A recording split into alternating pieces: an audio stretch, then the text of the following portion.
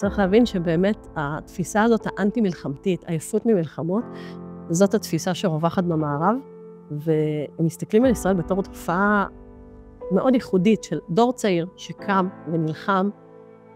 כמות ההערצה שיש לישראלים הצעירים האלה שקמים ומוכנים 600 ומשהו יום, להילחם יום אחרי יום בשביל המדינה שלהם, זה דבר חסר תקדים. אתה יודע, אנשים פה מצטטים מסקרים, שאם מחר בבוקר תהיה פלישה לכאן, 50% אומרים שהם יאגרו. אני באתי למשרד החוץ הבריטי לפני שבוע, ואמרתי להם משפט שהם לא אהבו לשמוע, אבל אמרתי אותו. אמרתי, אתם עייפים מהמלחמה, אז אם הייתם עייפים באמצע מלחמת העולם השנייה, היינו עדיין אולי עם שלטון נאצי באירופה. שלום, והיום בעל המשמעות אנחנו עם שגרירת ישראל באנגליה, לונדון, ציפי חוטובלי. שלום. שלום. טוב, עברת הרבה... ברוך הבא ללונדון. תודה רבה על האירוח בבית. עברת הרבה מאוד צערות לאחרונה, ביניהם הרעיון המאוד קשה שהיה השבוע שעבר. איך את מתמודדת עם זה, ואיך בכלל מצליחים להוציא מזה מתוק מכל השערות האלה? טוב, קודם כל זה 5 שנים קשות, אני לא רואה את הרעיון הזה כמשהו ייחודי.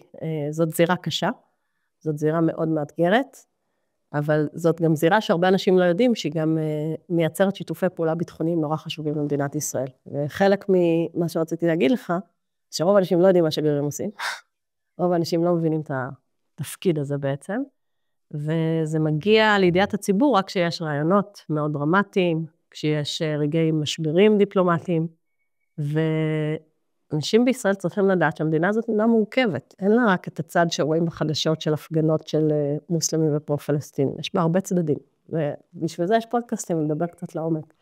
בעצם יש פה את הצד הפוליטי-תקשורתי, נגיד אותו ביחד, ויש את הצד הביטחוני שהוא שונה לחלוטין, בריטניה אחת מהשותפות הכי גדולות שלנו בענייני ביטחון. אתה יכולה להסביר על הניגוד הזה?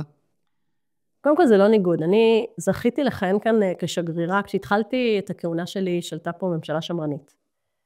אמנם עם הרבה ראשי ממשלה, כולם זוכרים כמה? 5, 6, 7? לא, היה כאן את בוריס ג'ונסון, את ליז טראס ורישי סונאק, המנהיגים של המפלגה השמרנית, ואני יכולה להגיד לך שיש תהליך שמדינת ישראל קיבלה החלטה לפני עשור, שהיא צריכה שותפת מודיעין נוספת, בנוסף לארצות הברית, והפור נפל על בריטניה בגלל החוזקה המודיעינית המאוד גדולה שלה. נשמע כמו גרלה. לא, זה באמת בחירה מושכלת מאוד למצוא בבריטים שיתוף פעולה חשוב בנושא הזה, ואנחנו שגרירות יחידה חוץ מוושינגטון, שיש בה נציגות, יש לנו שליח שזה התפקיד שלו, לעסוק בענייני מודיעין, בשיתוף הפעולה עם בריטניה, ואנחנו עובדים מאוד מאוד קרוב עם הבריטים בתחומי ביטחון ומודיעין. זה אומר שהרבה מהעבודה שלי כשגרירה, זה משלחות של האנשים הכי בכירים במערכת הביטחון הישראלית, כולל ראש מוסד, ראש שב"כ, משלחות של אמ"ן, רמטכ"ל בריטניה ביקר בישראל כמעט 10 פעמים בתחילת המלחמה בשנה הראשונה. זאת שותפות מאוד מאוד קרובה, ואם הישראלים שואלים ומה זה נותן לנו, אז קודם כל חילות האוויר שלנו מתאמנים ביחד, וב-14 באפריל בשנה שעברה, הייתה מתקפה משולבת של הקואליציה נגד איראן, שבריטניה הייתה המדינה המערבית היחידה חוץ מארצות הברית שלקחה בחלק. צריך להבין שיש כאן שותפות מאוד עמוקה, שהתחזקה מאוד בעשור האחרון, והגיעה לשיאים ב5 השנים האחרונות, ולא רק כי אני כאן, אלא כי באמת הנסיבות, האתגרים הם כל כך גדולים, ובריטניה היא מאוד ניצית בכל מה שקשור ליחס לאיראן. אז כאן אנחנו מוצאים לא רק שיתוף פעולה מלא, אלא אנחנו מוצאים גם אינטרסים משותפים, כי בריטניה גם רואה באיראן איום ייחוס על הבריטים עצמם, לא רק איום ייחוס למזרח התיכון. למה? בגלל טיפית. לא, זה לא קשור, אנחנו הרי תמיד טוענים שאיראן היא איום על שלום העולם ולא על שלום ישראל. כן, אבל למה רק בריטניה רואה את זה? למה נגיד פולין או צ'כיה או הונגריה או איטליה או... קודם כל יש פעילות איראנית שהיא נגד המדינה הזאת, וראש ה-MI5 שזה המקביל הישראלי לשב"כ. הבוס של ג'יימס בונד? לא, ראש ה-MI6 או ראש של ג'יימס בונד. וביקרתי בבניין המפורסם הזה, לפגוש את ראש ה-MI6 לא מזמן, וזה באמת מעצמה מודיעינית, מאוד מאוד חשוב. זה המוסד שלהם? כן. מה זה MI5? זה השב"כ. המקביל לשב"כ שלנו. כאילו לצורכי פנים. אבל זה עוסק הרבה במאבק בטרור. זה אומר שכל מה שקשור לטרור, מה שאצלנו מכונה ביטחון פנים, בבריטניה המשרד לביטחון פנים, זה משרד הפנים וביטחון פנים ביחד. זה אחד המשרדים הכי חשובים בבריטניה. ואנחנו בשותפות מאוד גדולה מדברים על סיכול טרור איראני על אדמת בריטניה. אנחנו עוזרים להם בזה. הם עוזרים לנו ואנחנו עוזרים להם. אני אתן דוגמה, למשל...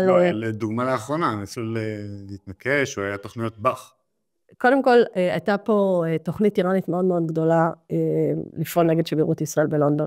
זה התפרסם בכל כלי התקשורת, אני חושבת, כולם שמעו על זה. ומי שחשף את זה זה הבריטים. הייתה חוליה שנחשפה על ידי הפעילות הבריטית, וכוחות הביטחון הבריטים חשפו את זה. ואנחנו כמובן, כנציגות דיפלומטית של ישראל בתקופה הזאת, אנחנו מאוימים. אנשים מבינים את זה, הפיגוע בוושינגטון טלטל את כל השליחים הישראלים בעולם. הרבה עובדים שלי אמרו שהם פחדו לבוא לעבודה. זה מקום שירות שיש עליו, כשאתה נושא את דגל המדינה, זה אומר שגם יש לזה השלכות. אני מאובטחת פה כמו ראש ממשלת בריטניה.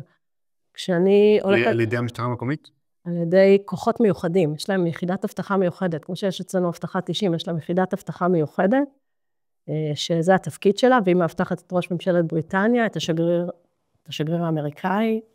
יש כאן כמה דמויות, משפחת המלוכה. אלה אנשים שמבחינתם הם הסמלים שנמצאים בסכנה. מה הם העובדים שלך? העובדים שלי לא מאוימים באותה רמה, כי מי שמאובטח אצלנו זה אנשים שהם פרופיל גבוה. לרוב העובדים אין פרופיל גבוה. אבל צריך להבין שבסוף ההיסטוריה פה היא מאוד מאוד קשה, וגם בגלל זה הבריטים לוקחים את זה מאוד ברצינות. ב-1982, השגריר שלמה ארגוב, שאני יותר ויותר מגלה שאנשים צעירים לא מכירים את הסיפור, מתנגשים בו מטווח אפס, שהוא יוצא מאירוע בדורצ'סטר, אחד המלונות הכי מפורסמים בלונדון. יש אירוע נורא גדול שכל הדיפלומטים משתתפים בו, שגרירים ערבים נותנים בעצם את המידע ששגריר ישראל הולך להשתתף באירוע. מישהו ממורשע? באותה תקופה, זה היה אירוע, קודם כל מבחינת ההיסטוריה שלנו עם בריטניה, זה אירוע ששינה את כל פני הבטחת אישים והבטחת שגרירים ברחבי העולם. אתן לך דוגמה. הרכב של השגריר היה עם דגל ישראל, שהיום זה נראה דבר הזוי לעשות. הרכבים שלי הם רכבים שאי אפשר לדעת מי נוסע בהם, וכשאני נוסעת ברחובות לונדון, אנשים יכולים לחשוב שזה או בכיר בממשלה, או אפילו מישהו במשפחה המלכותית, זה אותם רכבים. ולפעמים שאני נכנסת למקומות, ובאמת אנשים לא יודעים, אז אנשים ישר חושבים שזה מישהו רויאל מגיע לאיזשהו מקום, כי רואים את הצוות של ההבטחה. אז כל הנושא של ההבטחה, הבריטים לוקחים את זה מאוד ברצינות, ונציגי ישראל בעולם הם מאוימים, בטח בעת מלחמה, בטח בתקופה כזאת, והעבודה נעשית באמת עם קבטים שלנו, שעושים עבודת קודש כדי לאפשר לנו להמשיך את הפעילות, אבל היו לנו גם תקופות ארוכות של עוצר, שלא יכולנו ללכת לבית כנסת. מה עושים אבל בעבודה בפועל? אוקיי, אז עם איומים הבריטים מתמודדים בצורה רצינית. לא, אבל ניסיתי להגיד שיש לנו איום משותף שנקרא איראן, וכאן אנחנו פועלים ביחד. ניסיתי להגיד שלא רק יש כאן שיתוף פעולה ביטחון. כל כך שומעים על ההתקפות בתקשורת, וההתקפות עכשיו גם הדיפלומטיות על אפשרות להכרה במדינה הפלסטינית. ומה את עושה כנגד זה בשביל לגרום לזה שזה לא יקרה? זאת המשימה שלנו עכשיו. מה דבר, כאילו, האוטונומיה שלך כשגרירה, אז היא בין ההחלטות ממשלת ישראל, לבין מה שאת רואה בפועל בשטח, שיכול לעזור ולהציע הצעות למעלה ולקדם מדיניות שיכולה להועיל. אני אדייק את זה. התפקיד שלנו בסוף הוא לדאוג לאינטרסים של מדינת ישראל. נהיה מאוד מדויקים. אנחנו גשר בין בריטניה לישראל, כשבסוף מה שעומד לנגד עיניי זה אינטרס של מדינת ישראל. איך ייתכן שהצבא שהכריע 5 מלחמות במאה ה-20 תקוע היום במעגל אינסופי של סבבים מול חמאס? המערב ידע בעבר איך להגיע להכרעות אמיתיות, איך לסיים מלחמות, ולא רק איך לנהל אותם. בשני מפגשי זום מיוחדים, ב-10 וב-17 ביוני, בשעה 8:30, אני אחשוף את סודות ההכרעה המערביים שנשכחו, ואיך אנחנו יכולים לגלות אותם מחדש. הרשמה חינמית בלינק שבתיאור הפרק, אל תפספסו. למדינת ישראל היום יש כמה אינטרסים שאנחנו מסתכלים ברחב. אנחנו, מאז 7 באוקטובר, ישראל נמצאת במקום חדש, והעולם לא מבין את זה. והתפקיד שלנו לעבוד גשר לעולם להבין שישראל, אחרי 7 באוקטובר, היא לא אותה מדינה. ואני יכולה להגיד לך שאחד הפרויקטים המוצלחים שעשינו כשגרירות, שהוא מאוד זכה להרבה מאוד שותפות של הקולגות שלנו פה בתקשורת הבריטית, קראנו לישראל של אחרי 7 באוקטובר, מבט מעמיק על החברה הישראלית וכל השינוי, והבאתי לכאן עיתונאי מעמוס הראל, שהוא פרשן צבאי מאוד מוערך בעיתון הארץ, דרך נדב אייל שהוא פרשן מדיני בידיעות אחרונות, ועמית סגל שהוא כתב הפוליטי אולי הכי מפורסם בארץ של חדשות 12, ונתנו להם סקירות עומק על זה שישראל היא לא אותה מדינה, שישראל עוברת טלטלה פנימית שתהפוך את כל תפיסת הביטחון, ואת כל התפיסה שלנו לגבי הרבה מאוד דברים שחשבנו בעבר, ללא רלוונטיים. ואנחנו מנסים לבנות את הגשר הזה, וזה משהו שקורה פה, מאז המלחמה, אני חושבת שהגענו למאות רעיונות שעשינו כשגרירות. שגרירות יש לה מחלקת דוברות מאוד גדולה. זה לא רק את, אלא זה בעצם אתם מפעילים עיתונאים. אנחנו, לא מפעילים, אנחנו מתדרכים עיתונאים, ואנחנו במקביל מביאים הרבה מאוד גורמים ישראלים שהתראינו, אני אתן לך דוגמה, מומחים בנושא איראן, שאנחנו מביאים לתקשורת הבריטית. אנחנו מביאים משפחות של חטופים שיציגו סיפור אישי. יש כאן מארג שלם של עבודה, שהוא נעשה באמת, הייתי קוראת לזה 24/7. הדוברת שלי באמת עובדת 24/7, ואני שומרת שבת, אז אני ניצלתי מזה, לפחות יש לי יום אחד בשבוע. בתחילת המלחמה עבדנו גם בשבת, חלק מהחובה הדיפלומטית שלנו במדינה שהרבה מאוד מההחלטות קשורות לביטחון המדינה, אז גם עבדתי גם בשבת. אבל צריך להבין שאנחנו נמצאים כאן היום בקו פרשת מים בחברה הישראלית, שהעולם עוד לא שם. בנושא של הכרה במדינה פלסטינית זו דוגמה מצוינת, כי בעצם אנחנו עושים פה קמפיין מאוד אינטנסיבי, אני נתתי שבוע שעבר רעיון ענק לטלגרף הבריטי, שאחריו אפילו קיבלנו תגובות מהממשלה, שבעצם יש כאן מהלך שאם הוא באמת יקרה, באמצע יוני יש ועידה מאוד גדולה בניו יורק, שהצרפתים מארגנים ביחד עם הסעודים, המהלך הזה יהפוך כל מדינה שבעצם תלך תנקוט בצעד הזה, היא בעצם גם תשבור את היחסים עם ישראל, אבל מעבר לזה, תהפוך ללא רלוונטי, כי זה הפרס הכי גדול שחמאס יכול לקבל, הכרה במדינה פלסטינית אחרי 7 באוקטובר, ואנחנו מעבירים את המסר הזה בכל הרמות, שר החוץ מעביר את זה, שר החוץ הבריטי, ראש ממשלת ישראל, כולם מעבירים את המסר הזה, ויש כאן קמפיין מאוד עמוק שאנחנו עושים, על כל גורם שיש לו השפעה, כדי למנוע את זה. אבל מעבר להסברה, ומעבר להראות להם שהם לא יהיו רלוונטיים, אם הם יכירו במדינה פלסטינית, או שהם ייתנו פרס לחמאס. איזה דברים אנחנו יכולים לעשות, מה שנקרא, בכוח, השפעה, כלכלית, כל דרך אחרת, בשביל למנוע מהם לעשות את זה, או לגרום להם לשלם מחיר כבד. קודם כל, אני לא יכולה לשתף אותך בכל המהלכים שאנחנו עושים מאחורי הקלעים. יש כאן באמת מהלכים מאוד רציניים שאנחנו עושים מאחורי הקלעים, כדי לנסות למנוע את זה, כשיש גם אפשרות שאנחנו לא נמנע את זה, כי בסוף יש כאן שיקולים פוליטיים שקשורים לאלקטורט. הלייבור נבחר בקולות של הרבה מהקהילה המוסלמית פה. קהילה המוסלמית ברובה פה מצביעה לייבור. יש כאן בעצם ציבור בוחרים עצום, שהוא מצפה מהלייבור לנקוט פעולות שהן אנטי-ישראליות ופרו-פלסטיניות. אז גם בסוף צריך להבין שפוליטיקת פנים משחקת פה משחק מאוד מאוד גדול. זה לא היה עם השמרנים. עבדתי 4 שנים עם השמרנים. האלקטורט המוסלמי לא היה שחקן בפוליטיקה השמרנית, וחיינו בעולם פוליטי אחר. אז אין ספק שיש לנו היום עולם פוליטי אחר, שיש לו שיקולי פנים, שהם שונים לחלוטין, ולחצים פוליטיים שהם שונים לחלוטין. איזה שותפים יש לנו כאן בבריטניה? אז אנחנו מבינים שהציבור המוסלמי, שחלקו אוהד איחואן, הכי מוסלמים, הוא לא בדיוק אוהבי ישראל הכי גדולים. מי כן יכולים לשתף איתנו פעולה מבחינה אסטרטגית, מבחינה של זהות משותפת? בארצות הברית יש את האוונגליסטים, או אין בדיוק. קודם כל, אי אפשר להשוות בכלל בריטניה לארצות הברית. צריך קצת להבין את התמונה הגדולה של בריטניה. אני נותנת 2 דקות שנייה לבריטים. קודם כל, אני מאוד נהנית מהעבודה עם הבריטים.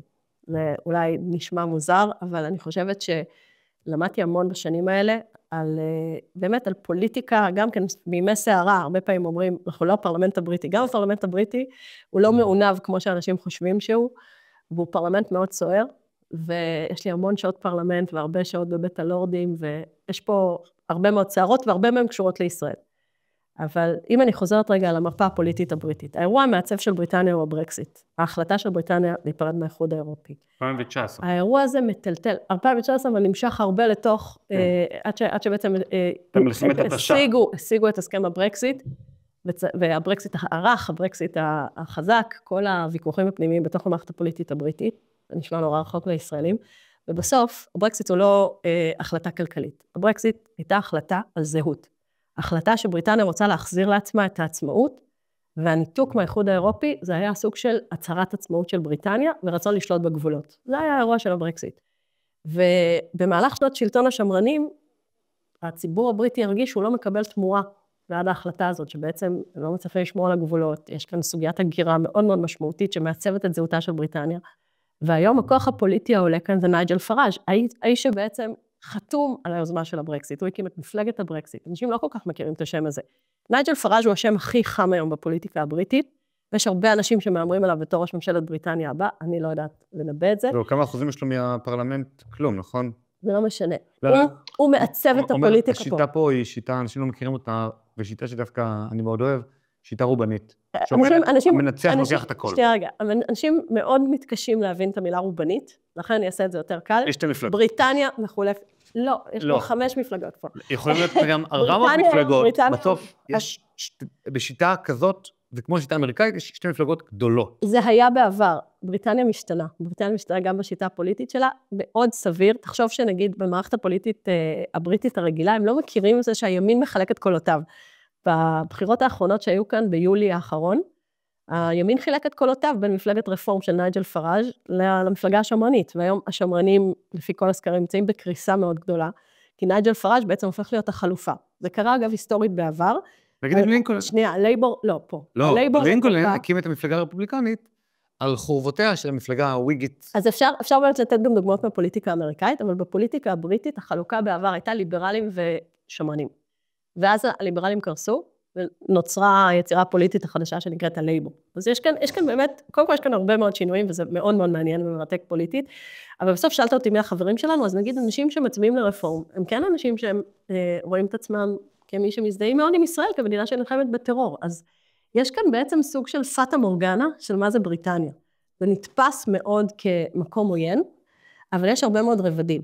השמרנים מאוד תמכו בישראל, אני זוכרת מנהיג השמרנים רישי סונאק הגיע לארץ כראש ממשלה, הוא היה המנהיג השני אחרי ביידן, שהגיע לארץ לבקר אחרי 7 באוקטובר, וכשהיו מנתחים במשרד החוץ, יש לנו רמזור כזה של הצבעות באום, הם היו בשלישייה הראשונה, של מדינות שמצביעות בעדינו ביחד עם צ'כיה. כאילו, בריטניה הפכה להיות ידידה מאוד טובה של ישראל יחד עם גרמניה, במלחמה הזאת ובמערכה הזאת. שלטון הלייבור מערער ומשנה את המציאות הזאת, שוב, כפי שאמרתי, בגלל פוליטיקת פנים, מאוד מאוד חזקה פה, כמו שאמרתי, יש פה דמוגרפיה מוסלמית, שהיא משמיעה את קולה דרך התמיכה בלייבור. אבל בריטניה כמדינה, היא מדינה חצויה מאוד היום, ובגלל שהכוכב העולה פה זה נייג'ל פראז', אני חושבת שעוד מוקדם לנבא את עתידה של בריטניה. אנחנו בעולם שבו יש תגובת נגד למציאות הזאת, שהאנגלים מרגישים שלקחו להם את האנגליה. שבעצם מרגישים שיש כאן בעיית זהות מאוד מאוד קשה, שמתגברת כאן, כי בעצם לא נוצרה אינטגרציה עם קבוצות מאוד גדולות בתוך המערכה הזאת. ואני אגיד עוד דבר שחוויתי אותו פה, יש כאן אליטה שמרנית שמאוד תומכת בישראל. אני נפגשתי עם אדם מאוד מרשים שקוראים לו פרופסור אנדרו רוברטס. הוא הביוגרף הרשמי של צ'רצ'יל. הוא אולי ההיסטוריון הצבאי מהחשובים שיש היום בבריטניה, והוא הראשון שיצא להגנתנו בנושא הזה של הרג חפים מפשע במלחמה. הוא אמר שבריטניה לא הגיע בכלל קרוב בעצם ליחס שבין הרג טרוריסטים להרג חפים מפשע במלחמות שלה באפגניסטן ועיראק, וזה בלי ללכת אחורה למלחמת העולם השנייה ולהגיד, כמו שכולם אוהבים להגיד דרזדן, ואפשר להוסיף את המבורג וברלין בתור מתקפות שיועדו להיות מתקפות חזיתיות על אזרחים, ויש כאן באמת אליטה שמרנית שמאוד מגנה על ישראל, יש את דאגלס מארי שכולם מכירים אותו, שהוא באמת אחד הדוברים הכי רהוטים בעד ישראל, שהוא ידיד שלנו, הוא ביקר אצלנו בשגרירות הרבה מאוד פעמים, הוא היה אצלנו... הוא ביקר בישראל זה 3 פעמים או 4? הוא מבקר המון בישראל, זה כאילו countless, אי אפשר לספור את זה מרוב שהוא מבקר בארץ. זאת אומרת, יש כאן אליטה שמרנית שמבינה שישראל היא הקרב של המערב, נגד הפונדמנטליזם, נגד הקיצוניות. יש כאן המון קולות שמדברים פנימה בתוך החברה הבריטית נגד קיצוניות, וגם ממשלת הלייבור מתמודדת עם זה. בוא נגיד את האמת, האסלאם הפונדמנטליסטי. אמרתי. האסלאם המוסלמים. זאת אומרת, זה לא נגד סתם אנשים קיצוניים. זה מה שכובש פה את בריטניה בפנים, זה האסלאם. זה מה שכובש את אירופה בפנים. ההגירה הזאת שמתנגדים אליה, זאת לא ההגירה, אני חושב, הינדית של אנשים שבאים להשתלב, שבאים לקחת חלק באופן פיספול. אז אמרתי, יש שיח ענק על זה, והוא בונה דמות פוליטית שקוראים לה נייג'ל פראז', שהוא היום הכוכב הפוליטי העולה בבריטניה, הבלתי מעורער. שהלייבור, כל מה שהם עושים כמעט, הם מסתכלים איפה נמצא נייג'ל פראז' בסקרים, ומה הוא עושה, ומה השיח שלו. זה סיפור פוליטי מרתק, מה שקורה פה. בוא נחזור רגע לנקודה הראשונה שהעלית, עבודת השגרירה. כן. איך זה עובד לנהל 80 עובדים? אחד מהנציגויות הגדולות של ישראל בעולם. מה אתם עושים בעצם? אז אמרתי ששגרירות היא כמו ממשלה במדינה אחרת, שבעצם אני כשגרירה אמונה על היחסים מול הממשל בעיקר, ויש לי המון עבודה בזמן מלחמה, שהיא קשורה לשיתוף פעולה ביטחוני, כמו שאמרתי, והיא קשורה גם, וזה לצערנו כולם רואים בצורה מאוד חזיתית, עבודה מאוד קשה מול התקשורת הבריטית. והתקשורת הבריטית מורכבת מגוף תקשורת מרכזי, שמעצב תודעה של המון אנשים בעולם, וקוראים לו ה-BBC, וה-BBC נמצא היום תחת מתקפה מאוד מאוד חריפה, של הרבה מאוד אנשים בתוך בריטניה, שמאשימים את ה-BBC בעיבוד כל נורמה אתית אפשרית, בלקיחת צד, בטח בסכסוך, וראיתי פעם ראשונה בחיי הפגנות מול ה-BBC, זאת אומרת, בתקופה שאנחנו שרתנו כאן, יש לי דוברת בשגרירות אורלי גולדשמיט, שהיא מדהימה, שהיא ממש מנהלת מלחמה על כל פעם שה-BBC מפרסם משהו שהוא שקר, ותפסנו אותם בעשרות פעמים כאלה. כל פעם מחדש אנחנו מפרסמים את ההתנצלות של ה-BBC, ואנחנו רואים את זה יותר ויותר כדבר שמשקף בעצם שיש כאן בעיה אמיתית באיך שמדווחים, זה כבר לא רק הטיה, זה ברמה של אין עובדות, ואתה נלחם בנרטיב השקרי הזה. BBC זה כמו התאגיד, התאגיד זה כמו BBC. לא. לא, מבחינת זה שהוא ממשלתי. לא. לא. כי ערוץ אחד, גם בימיו הטובים, הוא לא ייצב תודעה של מיליוני אנשים בעולם. ה-BBC זה גוף ענק שמשפיע תודעתית על איך שאנשים צורכים חדשות חוץ בעולם. זה לא מתקרב לשום בריטי שם. הוא משפיע על העולם. מחוץ ברור. בריטניה היא כנראה אחד המוקדים התקשורתי, בגלל השפה האנגלית, בגלל המרכזיות של לונדון בעולם התקשורתי. דברים שקורים בלונדון נקראים בכל העולם, ה-Financial Times, אחד העיתונים החשובים ביותר הכלכליים, נקרא בכל העולם, ה-Economist כמגזין, נקרא בכל העולם. לכן, כשאני עושה תדרוך ב-Economist, אני יודעת שאני לא עושה תדרוך בשביל שכמה בריטים יאהבו אותנו או לא יאהבו אותנו, אני מבינה שאני מביאה את הקול של ישראל בהמון תחומים, ואגב, הבאנו לכאן אנשי ביטחון שתדרכו מערכות גדולות, ואני תדרכתי את המערכות לגבי שינוי עומק שיש בתפיסת הביטחון הישראלית. אלה דברים שנשמעים מקצה העולם ועד סופו, ולכן צריך להבין, יש כאן באמת חשיבות שהיא, יש כאן מגפון לכל מה שקורה כאן. אז אני חושבת שזה מה שאנשים מדמיינים, את הדיפלומטיה הציבורית שאת עושה ומתדרכת. בוודאי, אבל זה קורה בנוסף להרבה מאוד מהלכים שאתה עושה בחדרי חדרים. למשל, אני אתן לך דוגמה, טוני בלר הוא אחד החברים הטובים של מדינת ישראל, בוריס ג'ונסון הוא ראש ממשלה לשעבר, ועדיין אחד החברים הכי טובים של ישראל. קשר קבוע עם המנהיגים האלה, זה חלק מהעבודה שלי, כדי בעצם להביא את מה שקורה בישראל לאנשים שהם משפיעים פה.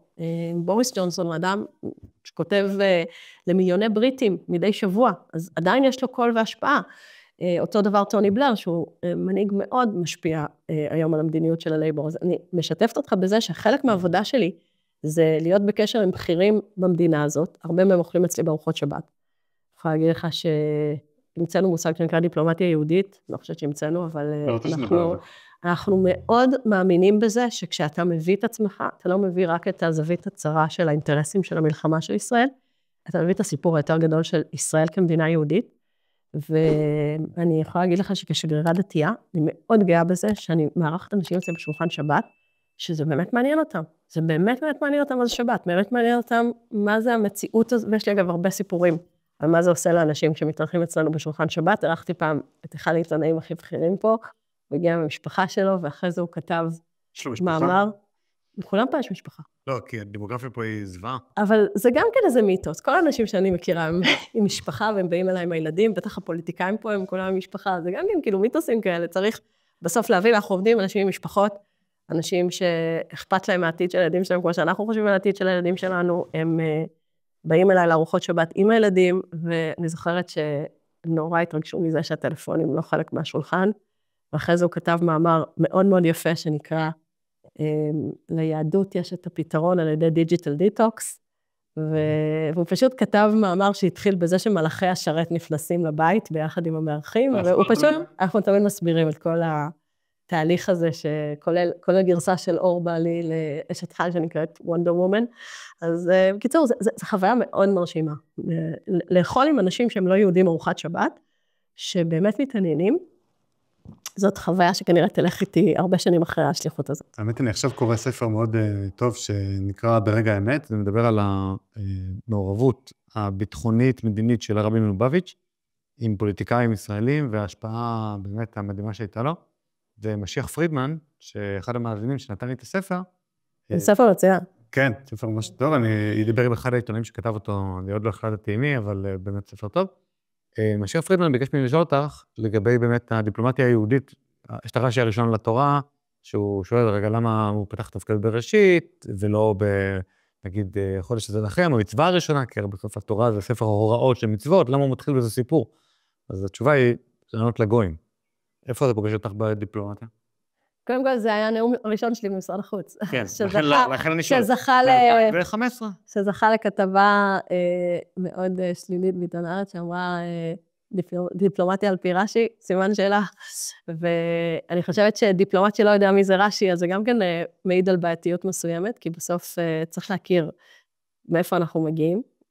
ואני רוצה להגיד לך משהו מאוד משמעותי, שהחלק בנאום שרציתי... כן, הכותרת הייתה, אורתובד השמיע דבר תורה לדיפלומטים, כל הארץ ניתנה לנו על ידי בורא עולם. סגנית שר החוץ ביקשה מעובדי המשרד להיות צודקים ולא רק חכמים, כשנשאלה למשא ומתן עם הפלסטינים, הפנתה את הכתבים לשר הממונה.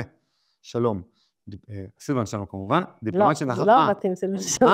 לשר הממונה. אני עבדתי עם ראש הממשלה נתניהו. דיפלומט שנכח בשיחה, אנשים היו בהלם. כתבתו של ברק רביד, מ-21 במאי 2015. אני עבדתי עם כמעט 10 שנים לדבר. ראש הממשלה נתניהו היה השר שלי. אז מבחינת המסר, הרש"י הראשון היה ההתחלה של משהו יותר משמעותי שהבאתי, שזה ציטוט של מניטו, שהוא הרב יהודה אשכנזי, אחד הרבנים הכי חשובים ביהדות צרפת. אני זכיתי ללמוד אצל שני תלמידי חכמים מאוד גדולים, אני אוהבת לציין אותם, כי הם באמת מאוד השפיעו עליי, הרב אלעזר ללום ופרופסור רחמים אלימי, שניהם עד היום חברים מאוד קרובים. אנשים שבאמת עיצבו מאוד את התודעה שלי, מבחינת ההסתכלות על ישראל כמשהו לא פרובינציאלי. כלומר, להבין שיש לנו באמת תפקיד כשאנחנו מדברים עם העולם, ושאנחנו באים מטען מאוד עמוק, ויש כאן בעיניי אולי החמצה, כשאנשים לא מבינים, נגיד הרב אשכנזי, אחד הדברים שהוא אומר, היה לו חוש הומור נהדר, שאגב תמיד מדד מבחינתי לקשר עם אנשים, אנשים חוש הומור, זה בדרך כלל אנשים שטוב ללמוד מהם תורה, והוא אמר שהוא לא מבין מה העניין של רש"י לתת את כל הטיעונים הזה שהארץ של הקדוש ברוך הוא ונתן את זה לעם היהודי, כי עד כמה שהוא יודע, גויים לא יודעים לקרוא כתב רש"י. וזו הייתה הערה הסרקסטית שלו. ואז הוא אמר שבעצם כל הסיפור הזה, זה בעצם לחדד איזה צדק פנימי אצלנו הישראלים. ואני חושבת שמאוד רואים את זה בסוף. השאלה אם אנחנו באמת מאמינים שאנחנו נלחמים מלחמה צודקת. עכשיו, ב8 באוקטובר זה מאוד קל להבין שאנחנו נלחמים מלחמה צודקת. האם ביום ה-600 אנחנו חושבים שאנחנו נלחמים מלחמה צודקת? ואחד הדברים שאני ראיתי כאן שקורה, זה שיש עייפות ממלחמה. אנשים עייפים ממלחמות, כי אנשים לא אוהבים מלחמות. זו המלחמה שלהם, מה אכפת להם? כאילו, אנחנו מקריבים את בנינו, אנחנו נלחמים, אנחנו משלמים מחיר כלכלי, אנחנו שולחים את החברים הכי קרובים, את הבעלים, או מה שזה לא יהיה, לשדה הקרב, ומאבדים אותם אולי, או חלקם לנכים. קודם כל, כאן אין לי בכלל חיוך, כי אני חושבת שהמחירים שהמלחמה הזאת גבתה מהחברה הישראלית, זה באמת מחירים מצויים. כאילו, אני לא עייף מהמלחמה של ארצות באפגניסטן לשעבר, שילכו שם כמה שהם רוצים. אז אני באתי, קודם כל, הסיבה שהם עייפים זה כי הם כל הזמן רואים את הצד הפלסטיני. כל הזמן. בעצם לנגד עיניהם, כשאתה רואה לנגד עיניך את 7 באוקטובר, את בארי ואת כפר עזה, הבריטי והאירופאי, הוא רואה את הערבי בח'אן יונס. זה מה שקורה פה. יש פה, בעצם איפה אתה שם את הפוקוס? האם אתה שם את הפוקוס על בארי וכפר עזה, אתה לא רוצה שזה יקרה שוב, או שאתה שם את הפוקוס על ח'אן יונס, ומה המצב שם של הילד בח'אן יונס. זה בעצם הדרך שבה הם רואים את הדברים. ג'ון בריטי, הייתי מצפה פשוט להסתכל במראה, ולהגיד, מי איתנו? האם האסלאם הרדיקלי האיחואני, או ישראל? הגיי פרנדלי, כאילו. אבל זה לא, זה למשל, מניסיון שלי, אני רואה שהשיח הוא נורא אמוציונלי. זה שיח שהוא בסוף, כשאתה לוקח את זה לרמה הגבוהה של שיח ערכים, אתה מפספס את זה שבסוף השיח שנוגע לסכסוך הוא שיח נורא אמוציונלי. תמונות, ויז'ואל. אני חושבת שאי אפשר לנצח, מישהו פעם אמר לי בהסברה, אי אפשר לנצח תמונה בטיעון רציונלי, ואי אפשר במספרים ובסטטיסטיקה לנצח נרטיב. ובסוף אתה צריך להביא נרטיב חלופי. ואני חושבת שהתפקיד שלנו הוא קודם כל להביא את הנרטיב שלנו, שהוא הנרטיב שאני חושבת שהוא בהלימה מוחלטת למלחמה הבריטית בנאצים במלחמת העולם השנייה. ואני חוזרת על זה כל הזמן, כמה שזה נשמע כמו קלישאה. אמרתי לך שהספר הכי חשוב, לדעתי שכל אדם, אני לא מקבלת תמלוגים מהסופר, אבל טים בוברי, ההיסטוריון הבריטי החשוב הזה, כתב ספר שנקרא לפייס את היטלר, זה ספר מדיניות הפיוס הבריטית, הוא גם כותב שצ'מברלין לא המציא אותה, ושבעצם זה היה בעצם המיינסטרים החשיבתי במשרד החוץ הבריטי במשך שנים, ואחד הדברים שהספר הזה בעצם מלמד, ובאמת תקראו אותו, הוא כתוב מאוד טוב, זה בעצם שהפיוס והאנטי-מלחמתיות, זה בעצם המצב הטבעי של היבשת. כלומר, המציאות הזאת של צ'רצ'יל היא החריג, היא יוצא מן הכלל, היא בעצם הרגע הזה של ההתעלות, של להתעלות לגודל השעה. ואני חושבת שבעצם שום דבר לא השתנה, שגם בתקופה של מלחמת העולם השנייה, רוב האנשים היו בעד הפיוס, ורוב ממשלת בריטניה הייתה בעד הפיוס. זאת אומרת, צ'רצ'יל הוא החריג, ואנחנו צריכים גם להבין שכל מי שעייף מהמלחמה שלנו, אני באתי למשרד החוץ הבריטי לפני שבוע, ואמרתי להם משפט שהם לא אהבו לשמוע, אבל אמרתי אותו, אמרתי, אתם עייפים מהמלחמה, אז אם הייתם עייפים באמצע מלחמת העולם השנייה, היינו עדיין אולי עם שלטון נאצי באירופה. כולנו מדברים גרמנית. אבל באמת, זה מין מציאות שאתה לא מבין איך אנשים יכולים למדוד מלחמה לפי פרמטרים שהם לחלוטין לא קשורים למטרה, וכולם שותפים למטרה של ישראל שחמאס לא ישלוט ברצועה. אתה מדבר עם כל מנהיג בריטי, אז אני זוכרת שפעם באחת השיחות אמרנו לו, רגע, ואם אתה תחזור על זה בפרלמנט 5 פעמים שחמאס לא ישלוט ברצועה, אז פתאום הוא ייעלם. כלומר, בסוף אתה כן משתמש בטיעונים מול בני השיח שאומרים, יש מטרה שאנחנו מסכימים לה? איזה מין מסלול אתם מציעים לישראל ללכת בו כדי להשיג את המטרה? וכאן יש כל מיני דיבורים שאני חושבת שהם לא מחזיקים מים על כל מיני שלטון בינלאומי, כל מיני המצאות כאלה שאתה רואה שבסוף אף אחד לא יפרז את עזה בשבילנו, ואף אחד לא באמת יגרום לחמאס להיכנע בלי לחץ צבאי. זה התפקיד שלי, אני צריכה באמת יום אחרי יום אחרי יום להילחם, גם ביוזמה של הכרה במדינה פלסטינית, גם בסיפור הזה של הלגיטימציה של ישראל להילחם, אמרתי לך, בריטניה חברה מועצת הביטחון של האו"ם. חברה קבועה, זכות וטו. חברה קבועה, אם כי היא לא משתמשת הרבה בזכות הווטו שלה, אבל בסוף משתדלת, הרבה פעמים משתדלת להיות עם האמריקאים, אבל הנה נגיד שבוע. רוסיה, ארצות הברית. צרפת. צרפת ובריטניה. וגרמניה באופן טבעי לא יכלה להיות חלק ממועצת הביטחון. וכמובן, כי היא נכבשה. אז לא, אני אומר, צריך לנתח את זה סביב שנת 45, לא... אבל הנקודה שלי היום זה שבאמת צריך להבין שהתפיסה האירופאית הזאת של פיוס, היא לדעתי המיינסטרים התפיסתי שצ'רצ'יל כולם סוגדים לו, אני הייתי לא מזמן באירופה, באמת בפרלמנט, אחד המרשימים שהייתי, שממש הילל ושיבח את הגבורה הבריטית, ובאמת, תקשיב, נהרגו פה 40,000 איש בלונדון, אזרחים בבליץ. תחשוב שכל מלחמות ישראל וכל פיגועי ישראל, לא הגענו למספר. במספרים זה לא... אבל אני מנסה להגיד ששילמו פה מחיר עצום על העמידה האיתנה מול הנאצים, והייתה גבורה אזרחית. הם יכלו אותם להסכם. והייתה גבורה אזרחית. זה מה שאנשים שלא סגורים על זה. בשנת 1940, היטלר תכנן את מבצע עריות הים, צ'רצ'יל יכל לחתום על הסכם, להגיד, יודעים מה? אל תדרכו בבריטניה ונוותר לכם על אירופה. ולא האמת, בריטי אחד. הם נלחמו בשביל הערך שנקרא חירות, יותר מאשר בשביל קיום. כלומר, הם יכלו להתקיים, אבל לא להיות אנשים חופשיים. וזה הערך שבשמו בריטניה יצאה למלחמה הזאת. אגב, מלחמה עבודה, האמריקאים לא איתם, האמריקאים נכנסים... אין להם אפשרות לנצח. כן, אין להם אפשרות. אגב, צבא חלש, כלכלה חלשה. בריטניה מגיעה למלחמת העולם השנייה בתנאים מאוד קשים. ואני אומרת, גבורה של איש אחד, באמת לא סתם צ'רצ'יל, כאילו, גיבור באמת של בן אדם אחד שמשנה את ההיסטוריה. ואני חושבת שצריך להבין שבאמת התפיסה הזאת, האנטי-מלחמתית, עייפות ממלחמות, זאת התפיסה שרווחת במערב, והם מסתכלים על ישראל בתור תופעה מאוד ייחודית של דור צעיר שקם ונלחם. כמות הערצה שיש לישראלים הצעירים האלה שקמים ומוכנים 600 ומשהו יום, להילחם יום אחרי יום בשביל המדינה שלהם. זה דבר חסר תקדים. אתה יודע, אנשים פה מצטטים מסקרים, שאם מחר בבוקר תהיה פלישה לכאן, 50% אומרים שהם יאגרו. גם ב-1939, אם אני זוכר נכון, היה סקר דומה, לא סתם במקום, באוקספורד, שהסטודנטים, בהתאגדות הסטודנטים, אמרו, אנחנו לא מוכנים להילחם for kingdom country. לא מוכנים להילחם ב-39. כן, לאוקספורד הייתה היסטוריה מאוד קשה עם המלחמה. ודווקא בסוף כולם נלחמו, אני חושב שכשמלחמה בפתח, באמת, אז יש שינוי, אבל מצד שני, באמת, הנתונים הדמוגרפיים, כפי שאת מכירה את האליטות שעדיין מתחתנים ועדיין מביאים ילדים לעולם, הנתונים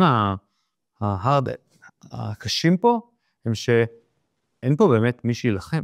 אין פה באמת שכבה צעירה של אנשים שיכולים באמת, אוקיי, בוא נתחיל מזה, אבל שהם לא מאוימים כמונו. בוודאי. זאת אומרת, זה לא באמת... גם בשעת המבחן, עם הדמוגרפיה של 2025, בבעיה מאוד חמורה, לכן גם הם קלטו הגירה בהיקפים מאוד נרחבים. אבל אני רוצה רגע באמת לסיים פה עם נקודה אחרת, עם צ'מברליין, מאוד קל לצחוק עליו, אפשר את הספר? על הדמות כאילו באמת, כאילו מגוחכת הזאת, אבל באמת... לא, רגע, מדובר באחד הפוליטיקאים הכי פופולריים. ודרך אגב, גם הכי חכמים, אני לא מאשים אותו במדיניות הפייסנות כמו כולם, כי אם אתה מכיר קצת את העובדות, אני רגע אסיים את הנקודה, העובדות מדברות על זה שהבריטים, מבחינת דעת הקהל, לא רצו להילחם, פוליטיקאי במדינה דמוקרטית לא יכול לתת באופן חזיתי נגד דעת הקהל, הצבא הבריטי לא היו את ההשקעות הנדרשות, לא בצי ולא בחיל האוויר, הספיטפייר היה עוד ראשיתו של התכנון, הוא ידע שאין לו עדיין טייסות מאוישות, והדבר הראשון שהוא עשה כשהוא חזר ממינכן, בטח זה נתואר בספר, פשוט לא קראתי, זה שהוא העביר תקציב משולש לפרויקט הספיטפייר. הוא התכונן למלחמה, כשהוא חזר ממינכן, הוא נופף במסמך, אבל מתחת לשולחן אמר, תעבירו תקציבים. אנחנו מלחמה הייתה חייבת לבנות מחדש, לשקם את היכולות הצבאיות שלה. אבל רגע, אני רוצה להגיד על צ'מברליין. על דעת הקהל, האם ניתן בעצם לעשות מהלך לא פופולרי נגד דעת קהל, כמו נגיד לפני 7 לאוקטובר, האם יכולנו לפתוח באיזושהי יוזמה מצידנו, כשדעת הקהל אומרת, שלום, אז אני אגיד על זה 2 דברים. קודם כל, הרי צ'מברליין נפטר במהלך המלחמה. הוא לא זוכה לראות את הניצחון. היי, שלום, מקווה שנהניתם מהרעיון עד כה. אנחנו עכשיו עוברים לקטע מיוחד למנויים שנקרא על המשמעות פלוס. בעצם יש אנשים שתומכים בנו ומאפשרים את הפעלת הפודקאסט ונהנים מהקטע הנוסף שבו אני שואל עוד שאלות את האורח שלנו. אני ממש מבקש מכם וממליץ לכם להיכנס ולהצטרף לעל המשמעות פלוס, כך תוכלו גם לחשף לתוכן הרבה לפני כולם, ממש ביום הרעיון תקבלו אותו לנגן שלכם, ספוטיפיי או איזה נגן אחר שאתם מקשיבים בו לפודקאסטים, וגם תוכלו לחשף לקטע הפרימיום ולשאול שאלות. יש בעצם אפשרות לשאול שאלות את האורח, ורק מי שמנוי יכול לשאול שאלות שאני אשאל או בשמו או בעילום שם, הבחירה שלכם. אז תלחצו עכשיו על המשמעות פלוס, כאן למטה, ותזכו לתוכן הנוסף לפני כולם. יש כאן בעיניי, ההיסטוריה שופטת צ'מברליין בצדק.